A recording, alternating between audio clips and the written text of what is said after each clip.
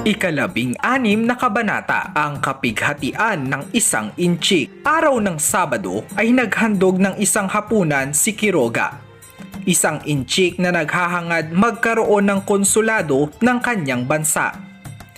Naroon sa hapunan ang ilang panauhin kabilang ang kilalang mangangalakal, mga prayle, mga militar, mga kawani ng pamahalaan at ang kanyang mga suki.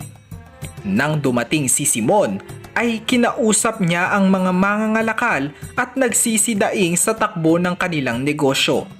Si Quiroga man ay dumaing din nang singilin siya ni Simon sa utang na 9,000 piso.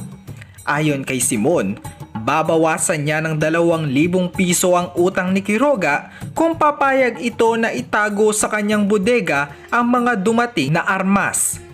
Sa huli ay sumang-ayon na din si Quiroga bagamat may pag-aalinlangan sa una.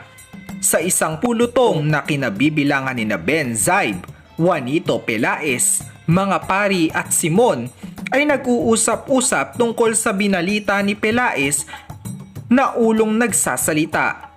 Si Ben Zaib ay nag-aakalang ito ay isang ilusyong likha ng salamin. Upang mapatunayan ng sabi-sabi, umalis sila ng bahay ni Quiroga at nagtungo sa perya. Talasalitaan: naghandog o nagbigay, naghahangad o nangangarap.